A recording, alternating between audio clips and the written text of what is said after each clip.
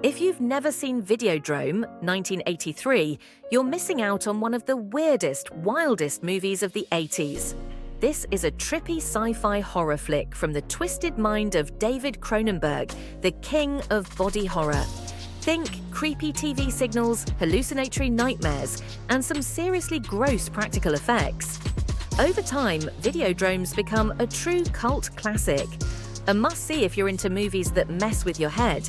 It's a Canadian film, so you know it's a little offbeat, made by Film Plan International and the Canadian Film Development Corp.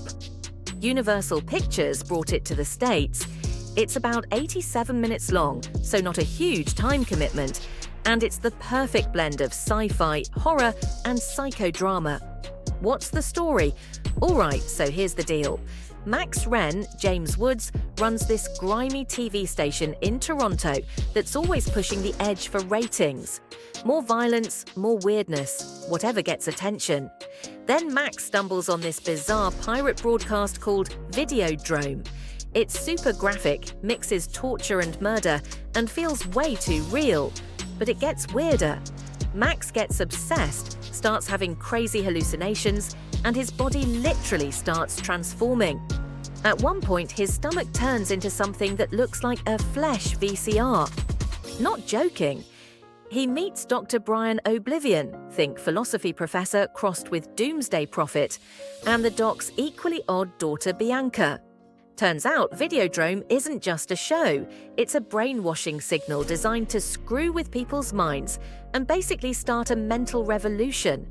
If you watch it, you're toast.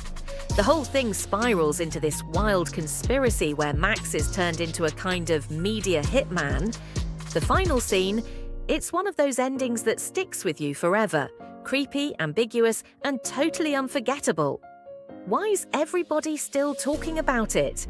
Because Videodrome is packed with big ideas and super weird visuals.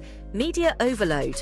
Cronenberg goes hard on how TV and violent media can mess with your mind, make you numb, and outright mess with what's real and what's not. Body horror FTW. No one does gross-out body stuff like Cronenberg.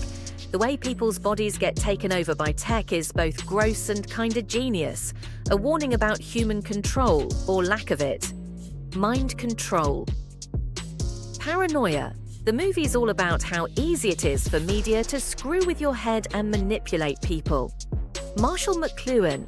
Vibes. Dr. Oblivion is pretty much a stand-in for the famous media theorist. And a lot of the film's deeper thoughts are built around McLuhan's "the medium is the message" idea. Behind the scenes, Cronenberg came up with the story because he was obsessed with weird TV signals as a kid. He used to pick up strange foreign channels on his TV. Creepy. All those insane effects. Rick Baker was the guy behind them. If you've seen An American Werewolf in London, you know what this means. Yeah, people freaked out over how intense the movie was. In some places, they had to cut out whole scenes to avoid bans. Of course, it's all filmed in Toronto. If you're from there, you'll spot a lot of familiar places. How was it received?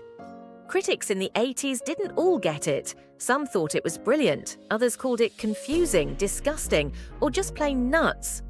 Roger Ebert was kind of in the middle, gave it 2.5 out of 4, but definitely respected how original it was. But over the years, more people started to get what Videodrome was doing. Now it's considered a landmark in both sci-fi and horror. It even snagged some Genie Awards in Canada, Best Director and Best Supporting Actress. These days, it's got a major cult following, especially among people who are into movies about media addiction, VR, or where reality gets super blurry. If you like other Cronenberg films like The Fly or Dead Ringers, this is right up your alley. Say what? Some of the best lines from the movie. Long live the new flesh. Television is reality, and reality is less than television. The battle for the mind of North America will be fought in the video arena. Where can I watch it now? You can find Videodrome on pretty much every format: VHS, DVD, Blu-ray.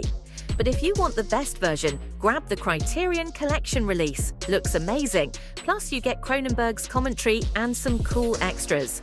Long live the new flesh. Have you seen Videodrome? Let us know in the comments and subscribe to Movies of the 80s for more of the most beloved and forgotten movies of the 1980s.